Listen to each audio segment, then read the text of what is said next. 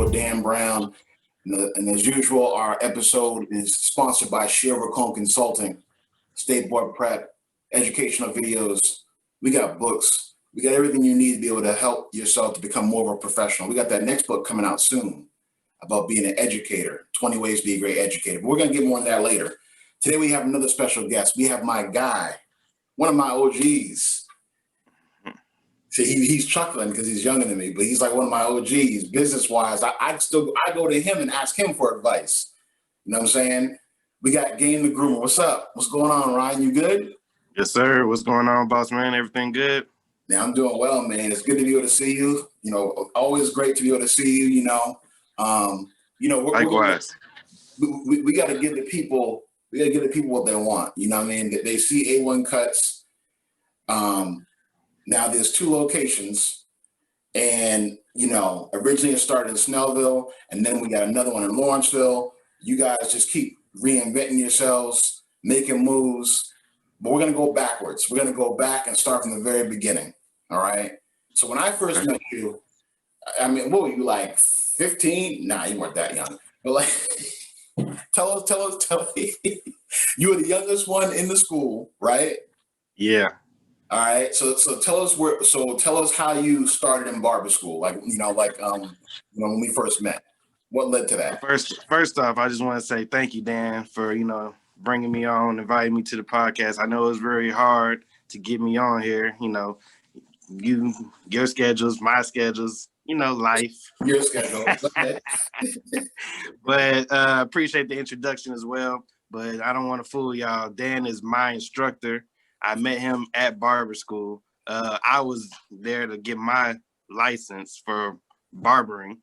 He was there to get his license for instructor. And he also taught me how to become an instructor. So he's my OG. Let me just say that right now. He's one of my OGs. I go to him for business advice all the time for probably a decade now. So now ask me that question one more time. All right. Well, thank you for all that, but thank you. I appreciate it. So now we're gonna get back to you. I only talk about myself.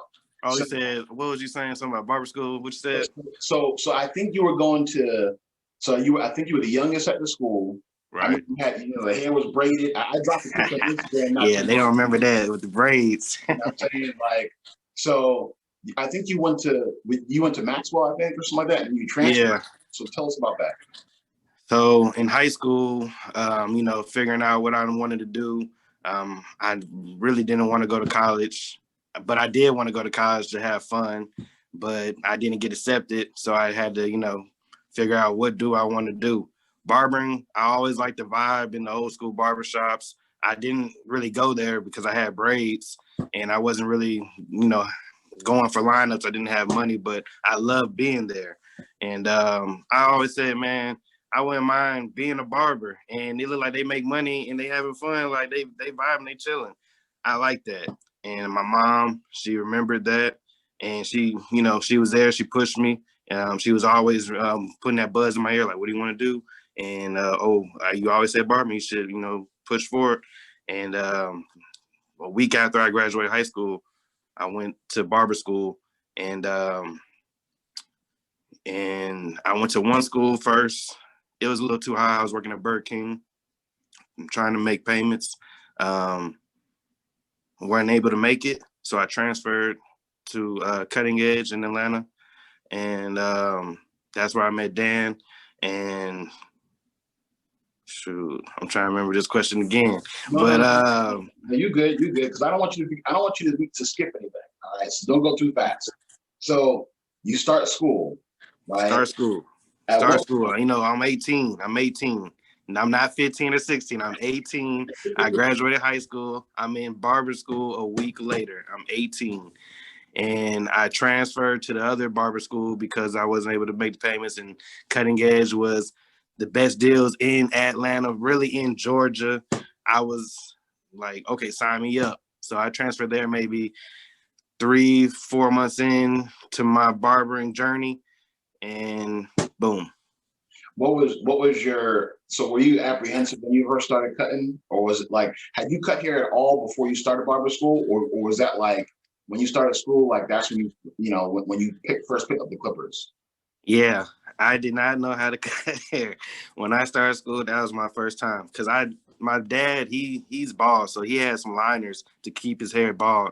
And all I had was a lineup. So, my hairline sometimes not that bad. So I just kind of clean my little edges with my braids. But no, I wasn't cutting no hair. None at all. I just like to be in the barbershop. That's it. What was it like going to barber school? Like, what were some of the challenges you faced when you think back to that? The challenges with barber school was the. You can tell them the truth. Yeah, I'm gonna tell the truth. It was the mannequins that was definitely coming up. The hairstyles. Like I was thinking, we gonna be doing straight day one. Like I'm about to put Mickey Mouse in the back of somebody's head. Like you about to show me how to draw. I don't know how to draw. I just want to say that. So I'm thinking. I was a little nervous about that. I'm thinking I'm about to be in art school or something, and I'm about to be putting shapes in people's head to make a fade or something, I'm thinking real deep. But yeah. How long were you in this barber school for? I don't even remember. So in Georgia, they say that the slogan that used to be at the school was that you can get your license in 9 months, right? Mm-hmm. And the reason why is because, the state of Georgia requires that you're in school for at least 9 months before you can actually go to sit for your test. So do you remember how long you actually were in school? Yes, I was. I was in school a strong year. I'll give it that. It's no less than a year. I guarantee it was no less. If you know how whenever you have that senioritis, when you're a senior just ready to graduate, I definitely had that. I felt like I had 1,500 hours 3 months ago, but numbers don't lie. Yeah.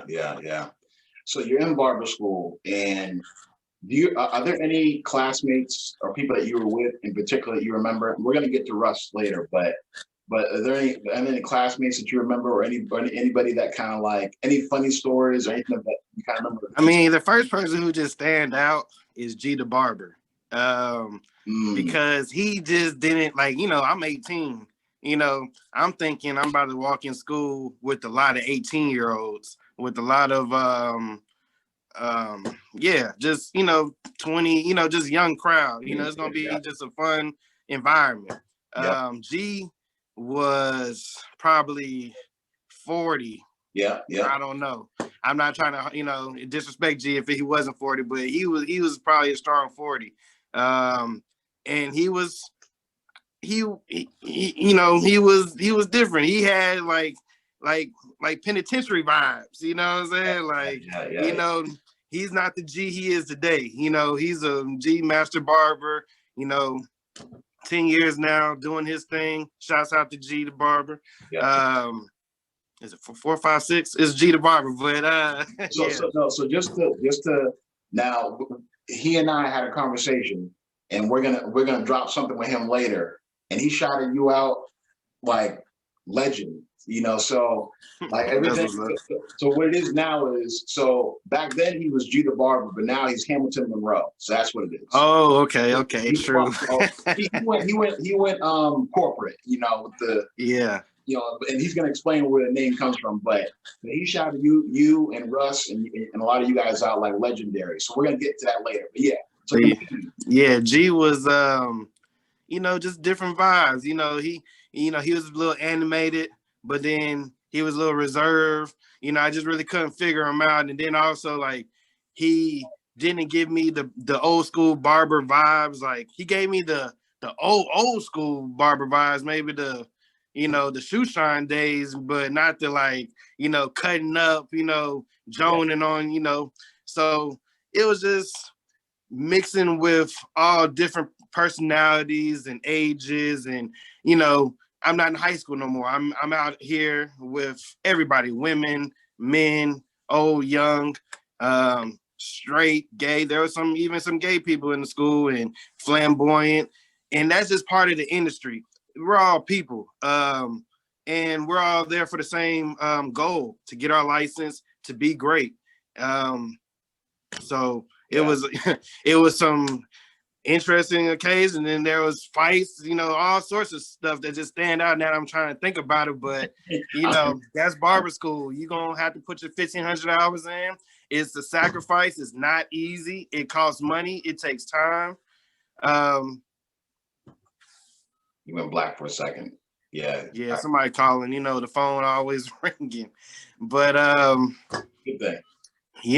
That's barber school. But I'm glad I made it out. Thank you, God. Everybody has their testimony. You don't, you go through something. Just going through barber school isn't it. You're gonna go through life, and you got to make it through. So let me ask you this: why do you think that? So while you were in school, you had a bunch of different instructors. Now, like you said, I was like a student instructor at the time. Mm-hmm. Why do you think that we kind of vibe to an extent? Like, not no disrespect to the other ones, because I know that you're cool. I mean, you were out there in the field. Like, they threw you out there in the field at the beginning. You was just like, it was like a lot of personalities, a lot of characters, and they're like, yeah, go handle that. A lot of other ones was like, I need another instructor. They needed 2 deep, they needed 3 deep, instructors. They need a lot of people, a lot of reinforcements, because being an instructor, you have to contain, the energy, and you have to motivate the people and teach the people. And so it's a big job. You know how you say, the saying is, teachers don't get paid enough, instructors don't get paid enough. Yeah. So you're in school and you're getting close to your 1,500 hours. Do you remember taking your state board test? You remember what that was like? Yes, it was different. I'm hearing from what it is now. Yeah. I went to Macon, Georgia, for both my tests. So it wasn't nowhere near in Atlanta you could go. You had to go to Macon. And, Macon didn't play. That's the one way in. Everybody in Georgia going this one place. The rules were set. Standards, you have to meet them. And, they were on it. But I made sure I, brought my A game. So you get your license, and did you already know where you wanted to go as soon as you got your license? Did you have choices of shops to go to? Like what was that like as you're kind of getting ready to graduate? I just went with the flow, honestly. I really didn't even just put my mind like looking at a map or the globe. I just kept it simple.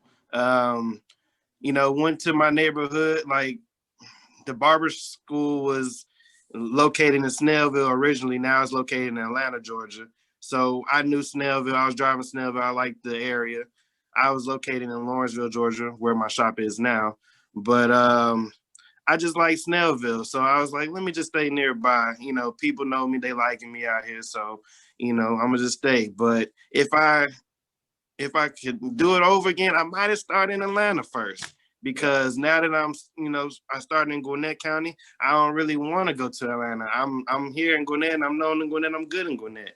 Yeah. But Atlanta back in the day would have met my needs, and I could have had a probably bigger face card, but it all happens for woulda, coulda, shoulda. Yeah. So let's get back to So you establish a common ground, a relationship, a bond with Russ, right? So we're talking about Rusty Fred. So what is it do you think helped to draw you two together? We actually knew certain people, the same people. We kind of went to the same schools. We didn't go at the same time, but that was kind of an instant click. So it's like, okay. And then I actually knew of him. So I heard his name a couple of times, but I didn't know who he was. So it was just a big coincidence. We were in the same place at the same time. And he was actually as cool as they say. And shoot, he happened to like me too. We was cool from there. Yeah. So when you two were working in the same shop initially when you got out of school, correct? Yep. With my other OG instructor, Damon, over there at Cold Cutters Barber College. Okay. All right. Mm-hmm. So you're at the shop with him. What was it like? learn, like kind of getting your feet wet in the shop at this point? You know, like at what point, because a lot of times when people ask me, and I'm going to ask you this in that sense, at what point did you feel like, all right, I got this? Like, was it at that point or was it later? It was later Okay. because I went to a shop where my instructor was working. So I kind of felt like I was still learning. So when I wasn't cutting hair, I was watching what he was doing and, asking him questions as if I was still in school, probably for 6 months, maybe a year. Okay. It was a good while. And he kind of told me one point, he was just like, you got this, he's been told me that even in barber school, but it was just like, sending me clients of his, that's kind of like a big deal back in the day. Right now we kind of do that I do it, Barber Love, I'll just push them, get them in, get them out. But back in the day, it's like what comes in his mind is mine. Barbers used to fight over that. But he used to send me his clients, and he's very precise, very quick. Me coming out of barber school, I'm not as fast, I'm not as precise. So I'm like, whew, you got to trust me to be able to, do your clients. This isn't commission, it's booth friend. You're just taking a little cut, not a percentage. And he just, some of his clients were like, oh, I want you to cut me again. I was like, oh, I must be doing something right.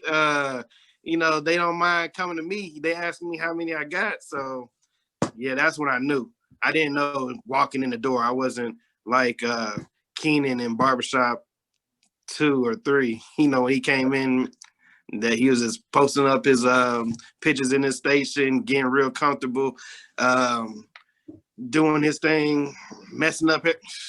No, I was coming in just real humble. Yeah. Trying to soak up the game. I wasn't really there open to close, as they say. If I was, I would have got more money and more exposure and more clientele, but I really had an afternoon to night shift, but I was very consistent. And my clientele, for the ones who can make it between that window, they love me. So how did you build your clientele? Because how did you build your clientele? Because, like I said, we see the name, we see the brand now. How's it you kind of built that brand, or kind of built your clientele out, over the years? Over the years of, it was consistency. Whenever I became a barber, I didn't have another job. All I've been is a barber, and my hours of working has been in the barber shop, and my studying of my craft has been barbering. It hasn't, my focus is barbering. My love is barbering. So the people see that, they see the effort I put into the cut, the hours I put in, the quality of the haircut, the quality of the service, professionalism, and they respect it and they pay. So one thing that I think makes you unique is, and you can correct me where I'm wrong on this, but so you've really only been so you were in, if I remember right, you were in 2 shops before you got your own, right? I went to one in barber school from Deidre. She kind of, a barber owner came in and he kind of needed somebody in there when he opened his shop. So I had that little experience, and I met, other individuals. Jovette Jackson there, he's an instructor now. I don't know what school, but Atlanta knows him. And, I learned the game from him as well. And, some non-licensed barbers as well. There's a lot of non-licensed barbers doing great work, but just need the paperwork, need to, get official. So I had that experience. So I say 3 shops. So even 3 is not that many, which is a good thing. I think that's actually unique, because sometimes when people start in the industry, especially as they're growing, they go and they have different experiences, and they're in multiple shops before they kind of settle on one. So that's actually, that's unique for you if you really think about it. If you think about all the barbers that you've known and how they've gone to different shops. Yeah. I just feel like I'm unique, period. I feel like I'm 100. I feel like, I'm the same person from back then. What I say, I mean. What I do is what I'm gonna do later, and what I'm gonna do back. I'm gonna think before I do. So I just feel, yeah. Yeah. So let me ask you this. So you're in the shop, and then what made you get the itch to get your own, or to partner on another one, or to partner on your own? Because see, I remember like pulling up and kind of hearing like the chirpings with you and Russ a little bit, and I was like, okay, that'd be kind of powerful because you're still young to me. You're in your Yeah. early 20s. I just hit 30 last month. I'm 30 now. I'm in the 30s. I'm talking back then. Okay. You're still young now, but I'm saying like back then, Mm-hmm. when you first started thinking about getting your own shop, to me, I was like, man, like they got this thing moving fast. Okay. Yeah, no cap. Because I was 23 when I got my first shop. Okay. So 23. So what pushed you guys to look into just getting your own? Well, we were at the shop, and we ended up moving to another shop together, and that was just off of, a new shop came in town, and we just wanted to rebrand, so we just took the opportunity, went there and rebranded. So when we were there rebranding, we see that we have the tools to build a shop.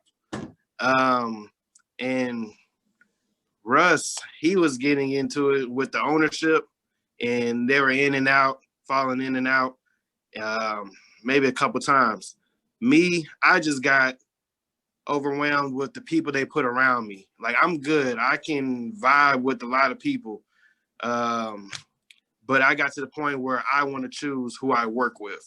So once I got to that point, I was like, let's get a shop. Suites really weren't available. Well, I really didn't know of them. Yeah. They came about a little bit after we got the shop, and they're enticing, especially back then from that situation. I would have probably looked into it. But in 2012-ish, we got the shop. My incident was I was working in the shop at in Snellville. I'm not even gonna say the name, but I was working, I'm always the youngest, in barber school, barber shops, even the shops, the shops I own, I'm the youngest and the barbers be older. But I'm working in there, and I'm probably 21 at the time, and I'm working with a lady. She's probably 40, 45 at the time. Yep. And it was around the time where, can I cuss on there? No, don't cuss me. I love bad. Okay. I got a problem. It's that 2 Chainz ASAP Rocky song. So it's a good song. It was a hit. Now I'm playing it in the shop. This is the times where, kids are in school. We're just cutting adults. It's just me and her. She got her client way in the front chair. I'm in the back. I got my client. And we playing music, we vibing, we cutting hair. Now, she tell the ownership that, Ryan is playing, foul language music, the customer's not professional. Woo, woo. So I was like, we adults, you can tell me that you feel a certain way. I guess I should have asked if she felt a certain way. I need to learn from the situation as well. But I felt like, we just needed to look out for the kids and, more so women clientele. That's my take on it. Okay. Everybody might not agree. So even at my shops now, as whenever that situation happened and I got, really fed up, and I was like, I'll just get my own space. And when I got my own space, I said, when there are kids in the environment, mother, single mom, just women, all this profanity and all this, that, they doing, just let's bring a nicer, chill vibe. But when it's just the fellas, it's the boys. I mean, turn it up. Where that Gucci at? You know, where we at? Migos, let's go.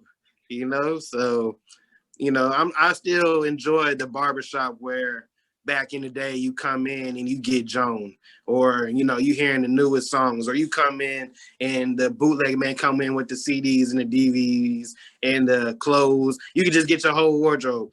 Buddy come in with the dogs. I love that. It's not happening no more. We in 2021 about to be in next week. It's not happening. But I miss it.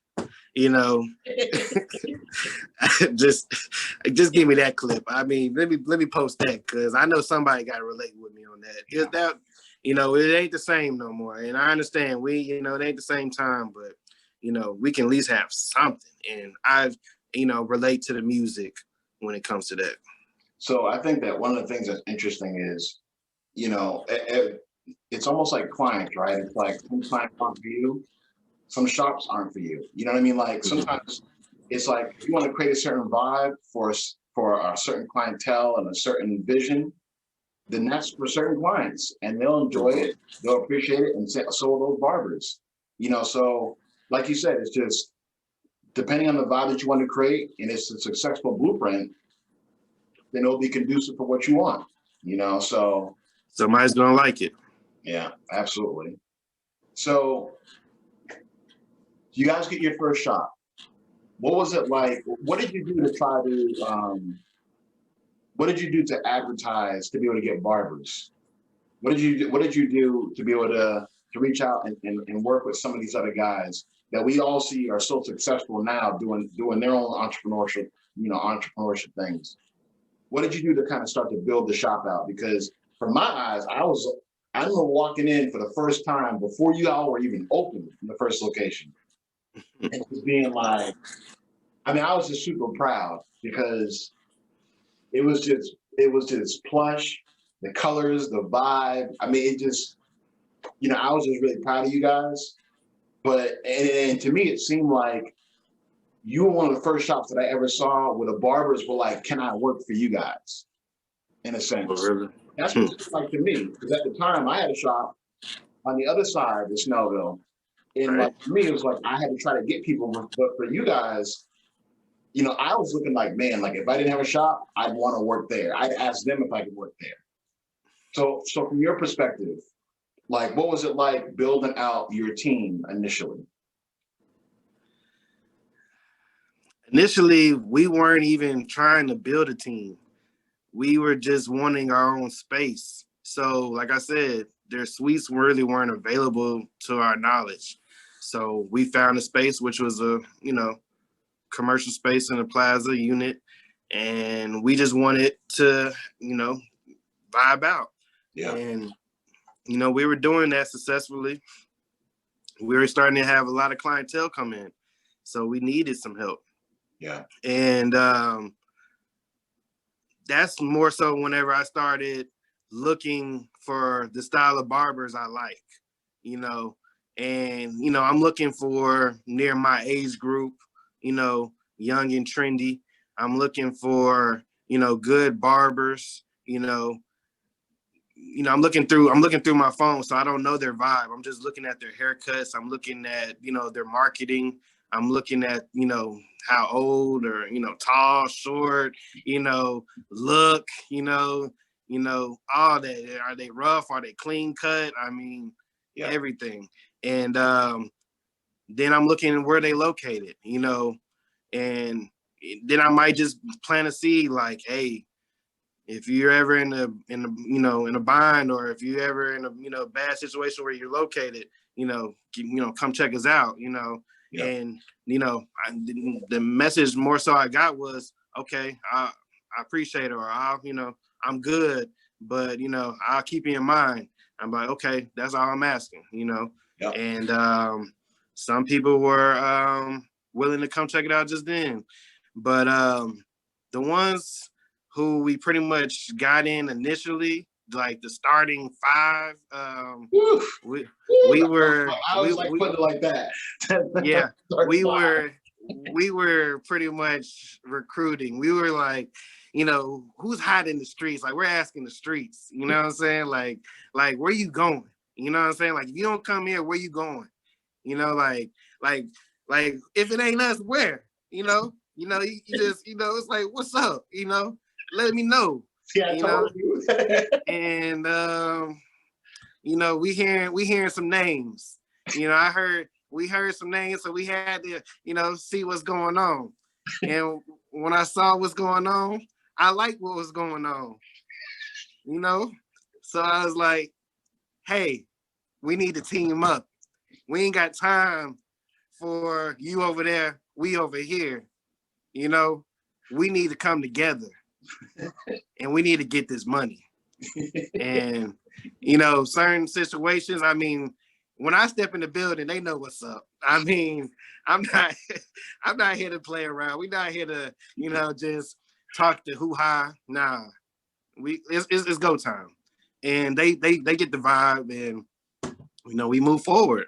So I remember like popping in, I'd pop in every few months. I remember being there for the grand opening, but like I'm popping in 7, 8, 9, 10. I'm on the way home, just like, let me just pop in. It's 10 o'clock. There's still people in the waiting room. There's hair everywhere, just like barbers working, shampoo techs. Oh yeah, they getting it in. That's it. What prompted you guys to start to get? What prompted you to have the thought or the mindset to have a shampoo tech to offer that service before all the haircuts? Because that wasn't normal at the time. Right. We just had to be different. We learned in barber school, you gotta separate yourself, in the barbershop, not as an owner, but just in the barbershop period. So we had that mindset going into the barbershop. So when we were going into ownership, we had that same mindset. We need to be different. So we did that with the colors of the barbershop. We did that with the music. I mean, and we did that with the marketing, and we did that with the shampoo techs. So what were some of the challenges that you faced as a new owner? Challenges? It was coming together, because me and Russ met in barber school. So, and we worked at barbershops together. So we were friends and we were co-workers, but now we're putting money together and we're becoming co-owners. So it got real pretty quick. It snuck up on us. Like, it was all good just a week ago. And then boom, it's like, oh, we got to make decisions. And his answer might be one thing and my answer might be another thing. Now we got to come together on simple things: paint, a chair, a lamp, a light, whatever. It's still, decisions. And, it's a relationship. And, it's stressful. It's not, hunky-dory. It's not smooth. It's, y'all got to come together and decide. So, yeah, that was the getting it together. Once it's together, that's when I feel like it gets smooth. Everything's just smooth sailing. We just working and we just pushing forward. But like coming together, deciding where it's gonna be at, the name, the colors, the equipment, the money. Like, we were pretty good on money. We was working together. We was getting money, but I know other people's situations, money. So yeah. So at what point did you decide to separate, and then you guys started, what I call it is like A1 Kutz Blue, A1 Kutz Red, or like A1 Kutz East, A1 Kutz West, like, because the first one to me is like, has like that red vibe. The second one, the location you're at, it hits me like that blue vibe, just for whatever reason. That's real. So how long was it from when you guys opened to where then you went and opened the one in Lawrenceville? It was about 3 years in. So before opening this location, I was teaching at Gwinnett Tech. I was trying to go full-time teaching mode. I had a death in the family. It really impacted my life. I wasn't really able to take as much time as I really wanted to. It really, had me upset. I kind of was over teaching, kind of been over it for a while. But I wanted another location, and I kind of just wanted to, my own space. Yeah. And I opened it in Lawrenceville, where I ended up graduating high school. So I was actually, I knew the area knew me. And I went with blue because I know we went with red at the first location. We're having the same name because we both own the name. We both own A1 Kutz, but I didn't want to have the same vibe, So I wanted the red to have their vibe and the blue to have their vibe. So that's why I went with the blue. But we both have the yellow and the silver. Okay. So let's rewind for a quick second on that. So you went to school. How long did you have your barber license to when you decided to go back and get your instructor license? Was it because it was pretty soon. It was pretty quick to me. It was. I had some pressures from the family to maybe go to college or to just do something else, other than just barbering. They were like just you're still young, barbering maybe not is not it. You might need to try some different things out. And I was like, man, if I'm gonna go to school, I'm gonna go back to barber school and I'm gonna get my instructors. That's what interests me, so and then I know I'll do it, down the line, or it's good to have right then. And that's when I went ahead and pursued it. So it was probably like a year in. I probably did a year in the shop, like just after I started. When you asked me that question, when did you know you got it? And 6 months into knowing I got it, I was like, okay, I could probably go back to after I had those pressures from the fam, I was like, I'm gonna go to barber school, back to barber school, and get my instructors. And it was a teaching moment. I got better cutting hair, trying to explain what I was doing. Yeah. So you don't always have to just be 10 years in the game, 20 years in the game, then get your instructors. You can be, a newly licensed, barber, and have light introductions and still be a great instructor. I remember you being one of my student instructors at the time. And what was it like to you being like actually having like working in the floor and having students like in your hands, like where you're trying to show them how to cut? Like, what was that like? It was fun. Just, being in a barbershop environment, because the floor is a barbershop environment, haircuts are flowing, and, and then I'm there to help, and I'm always been a helpful guy, like, helping the next person, and they appreciate you, and, and I get that, that satisfaction, that rewarding feeling. Yeah. It's just like, boom. So, bouncing around and, hey, Mr. Ryan, can you help? No problem. Boom. My only problem was down the line was teaching without actually doing. Let them do it. Use your words. Oh. Don't show them by grabbing the clipper and, making a line crispy. No, explain exactly what they need to do better without doing it. Maybe using a comb and pointing, and showing them with the clipper turned off, and then letting them do it. All different techniques. Interesting. Yeah, that's a good point. All right, so you're in Lawrenceville. So now you've been in Lawrenceville for how long? It's been 5 years. Whew. Man, that went by fast. I know. Because So I remember speaking with you in the front about it right when I opened it. It's been 5 years ago. So what's on board for you in the future?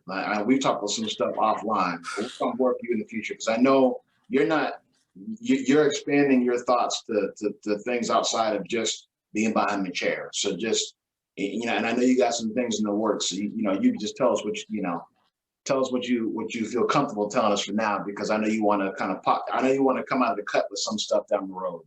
But what's in the future for you, entrepreneurship wise? Well, it's been a crazy year. Went through a whole lot, but it's been a blessing year because I got a whole lot.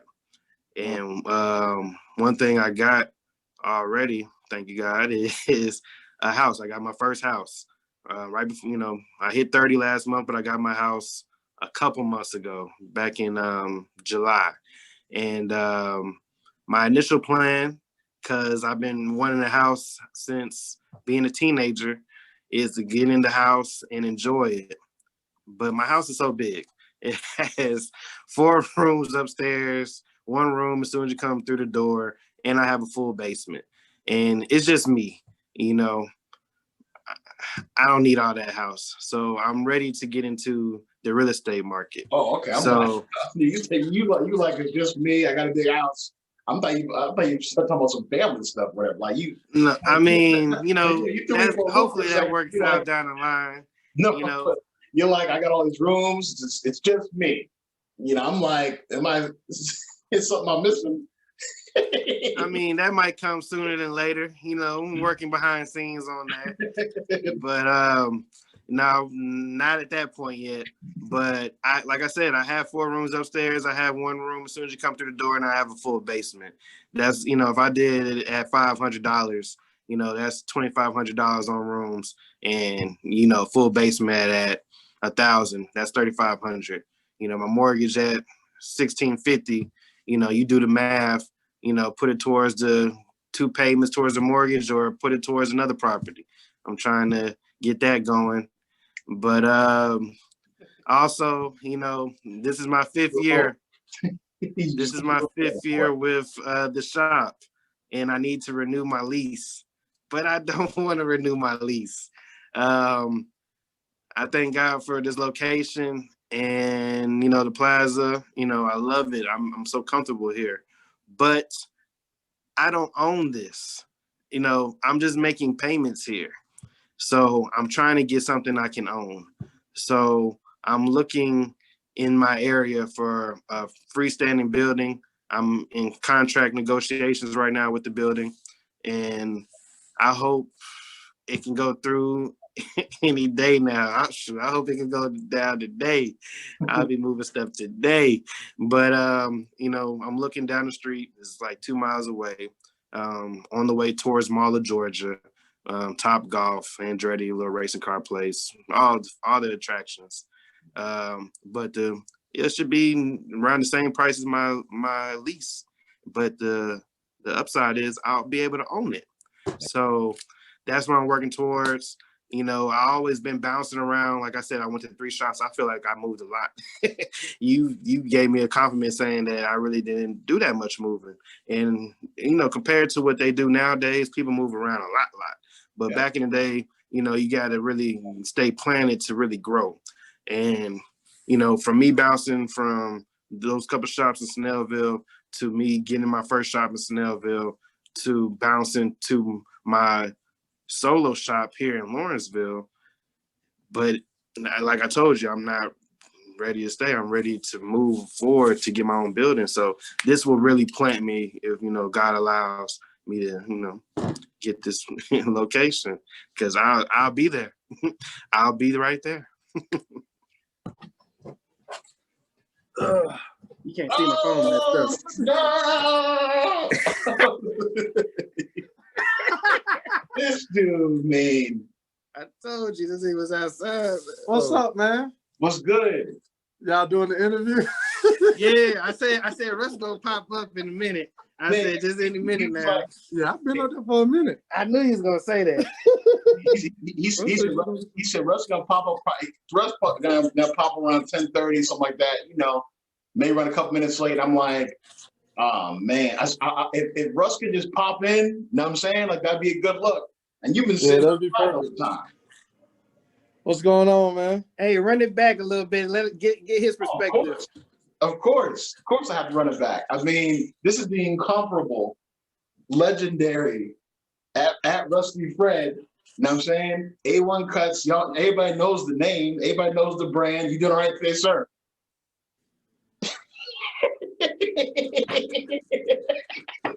What's going on, Dan?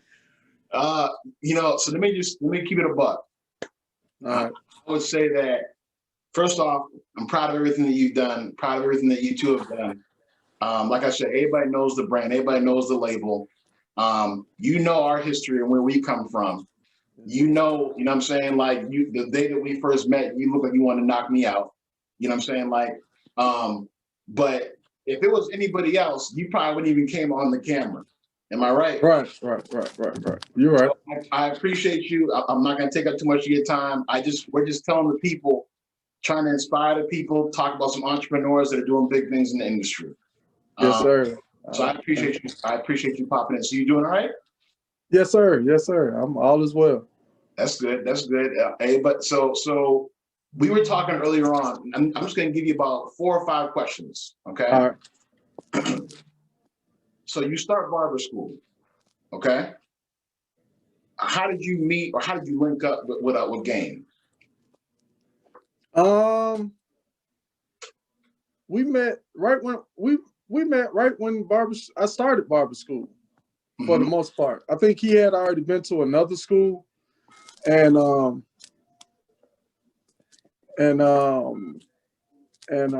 we just met because we knew some of the same people. We grew up in we were from pretty much the same area, but we really didn't know each other.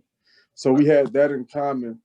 And, you know what I mean, we both had common goals. His was a little more set in stone than me. I was rough around the edges. I didn't know That's a fact. what I wanted to do. So while you were in barber school, how come me and you always had beef?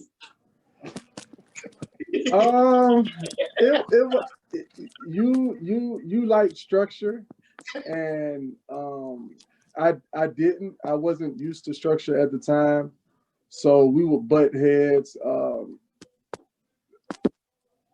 I wasn't professional. Yeah. And I think you saw some things in me that I didn't see at the time, and you were pushing me to be the best that I could be, but I just, at that moment, I wasn't ready. Yeah. So you get out of barber school, and so Ryan kind of gave us some little bit of background. So the two of you are working in the same shop together, right? Mm-hmm. Then you switch locations. What prompted you to feel like you wanted to get into ownership? Him. We were working at a shop. We was working for one of our instructors fresh out of barber school, and he didn't see the vision that we saw. Yeah. We wanted to keep the team together, but I guess we outgrew him quickly. And once again, he wanted to leave first, and I was going to stay, but I followed his lead, and it was one of the best. And then we went to another shop where we kind of got the idea that, after that didn't work out, that we could do it ourselves. Okay.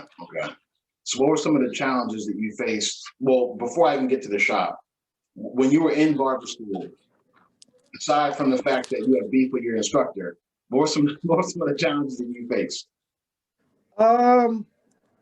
Not knowing that I would have to do women's hair, or not to say women's hair, learn a lot of the things that cosmetologists would have to learn. I wanted to quit because of that. That was But tell them why you felt, because okay. Well, it makes sense. Okay, this is what I got out of prison, and I was looking for a way to change my life. You know what I mean? That was one of the main reasons I was bumping heads with you as well. So when I got out of prison and they're trying to get me to do, you guys are trying to get me to do finger waves, ride sets. And I was like, there's no way I can come home from prison talking about I'm doing highlights and finger waves and stuff like that. What you was doing in prison? So they gonna be asking all sorts of questions. You was braiding there too? You were doing lockstep? So with that being said, I was kind of, you know what I mean, standoffish with the whole thing. But, you know what I mean, I had some good people in my corner. The instructors, you, the owner, Ryan, people motivated me to just keep going, you know what I mean? So, but once I got past that, bro, and even still, I quit a couple of times. I quit barber school a couple of times.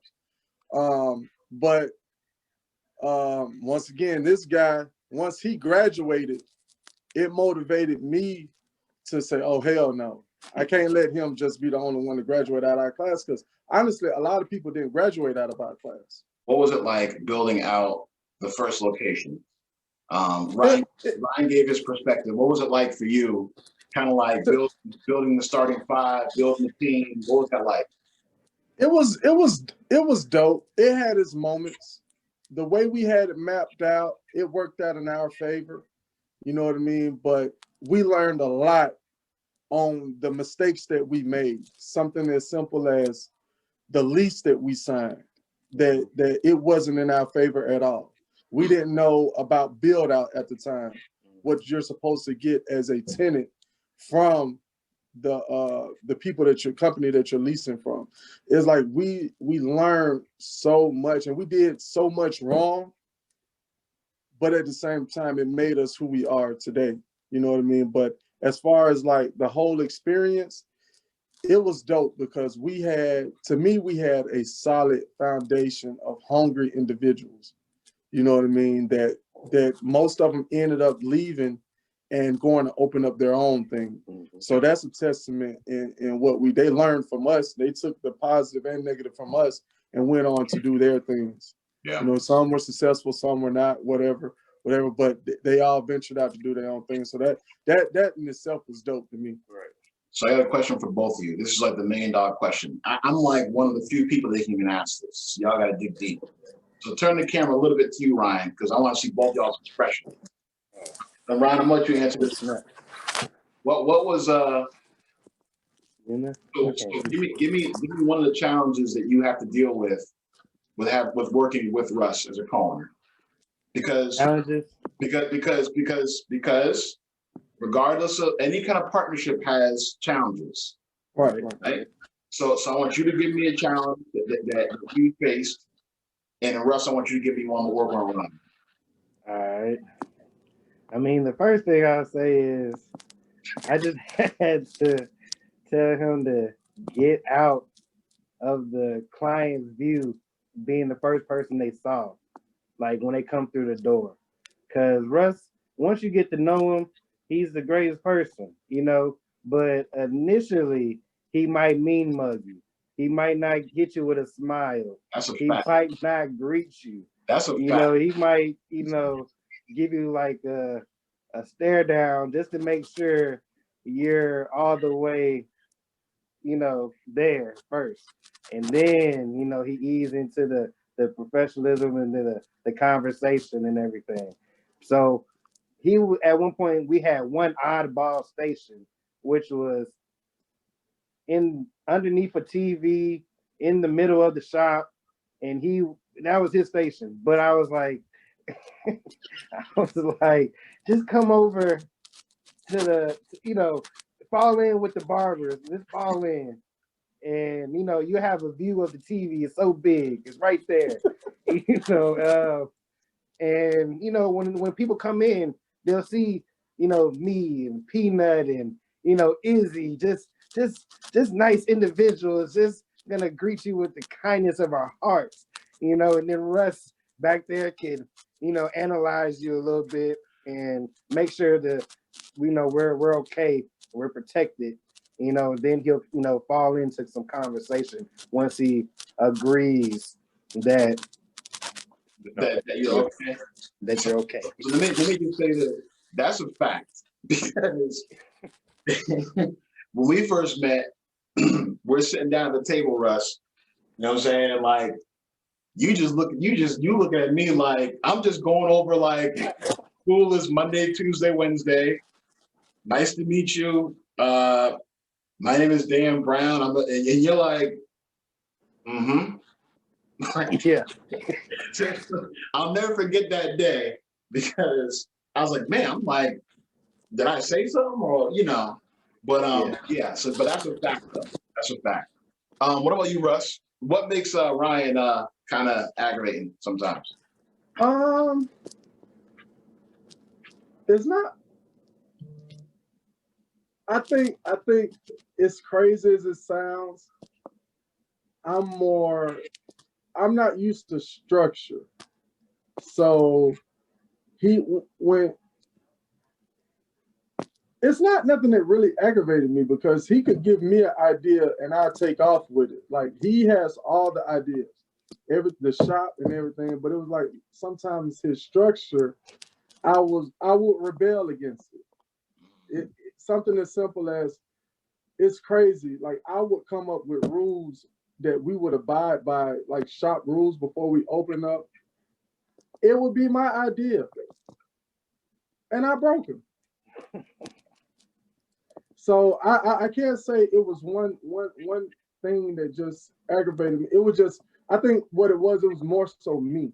I had to learn to take a back seat to his ideas. I'm not like, if he has an idea, it seems like I would always try to go over his head or convince him that my idea would be better, the best way to go. And it was like, my thing was, how could I say it? Do you know? I think you're saying it perfect. I mean, so it was like, and that would irritate him. You know what I mean? So it's like, initially, like for a couple of years, it seemed, I know it was to the point to where no idea he had maybe was good enough. And I would always try to, manipulate the situation. But I just had to learn how to be a partner and co-owner. Yeah. You know what I'm saying? So it took a while. It took a while for that. So because I was the one that wanted the yellow in the shop. Yeah. I don't want to put my foot down on a lot of things, but I knew I didn't want white walls. I wanted the yellow walls. But he was a little reserved because you don't see that. You know, and I understand. But it was a lot of stuff we had to, design. And, he was coming up with a lot of it, pick, boom, boom, boom, boom. But I said, I need the yellow just to be different. And, he let me, he kind of put one of those, if it ain't right, you got to put the white on top of it, we got to switch the color or something. But, it came out, right. I mean, all in all, it turned out to be dope. But I had to learn how to be a partner. Like, I had never been a partner in anything as far as relationships. I'm so stubborn, bro. I had to learn how to stop being so stubborn before it really ruined what we had. I remember when coming into the shop, I was telling Ryan this earlier on, before you guys had opened and it had just gotten painted. And Russ, I remember you like sarcastically asking me, like, both y'all were there and you were like, what you think of the walls, Dan? You're like, so what you think of the walls, right? And Ryan kind of like standing there, right? I don't know what I said. I probably said I liked it. It had to be terrible for me to be like, nah, it's trash. But I do remember kind of like, it pops, I think you had said something. I think you had said something like an analogy on Wells Fargo, and McDonald's. See, that was him, right? That was him. Yeah. Like, yeah. What? Yeah, you was like the red, yellow. You was like, it just goes with like all the big companies, like, standing out popping. Like, you was just naming hella franchises. And I was like, yeah, you're right. Shell, McDonald's, We was just naming a gang of them. If you think so, I don't remember, but. So that right there kind of had it was like, all right, yeah, big homie, you know what I'm saying? Just named all the other big franchises. We must be doing something right. It's a little different because most barbershops is black with white walls, but we out here, shining bright like a diamond. So, guys, man, I'm gonna let you guys go. I appreciate. I know you guys got some business to take care of as usual. Proud of both of you. I don't know if I ever said this before, but you guys do realize that A1 Kutz is the biggest brand in Snellville. You recognize that, right? Yeah.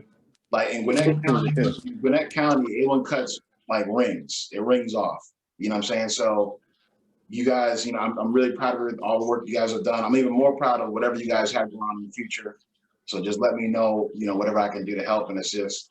And thanks for coming through. Russ. Thanks for having us. I'm glad, like I said to Ryan earlier on, you guys are so busy. It's like, I got to call your assistants or drop some text, you call back, leave messages, because you guys run around so much. So it's a privilege to have you guys. I appreciate it, man. And I know that everybody who watches this is going to take something out of it. So I appreciate it. All right. Appreciate you. Appreciate it, man. Follow. He asked about my dogs, man. I breed dogs as well. Okay. So follow the page on Northside Kennels, NAWFSIDE Kennels on Instagram and Facebook, man. New litter coming soon. Yep, I got a litter on the way as we speak. Yes, sir. Okay. All right, man. We appreciate you guys again. Stay safe. I appreciate you for having us, brother. Right, absolutely. We'd like to thank you for joining us today on the Barber Biz Podcast. Of course, brought to you by soc.consulting. Thank you so much. Make sure you hit that like button. Make sure you hit that subscribe button below as well. We've also got one up top. Make sure you don't miss it. So if you like the content that you've been looking at, make sure that you continue to follow us. We've got more on the way. If you'd like to support our page, make sure you hit that Patreon link below. Make sure that you keep getting exclusive content before anybody else does. Once again, thanks a lot for checking us out at the Barber Biz Podcast and Sherwood Home Consulting.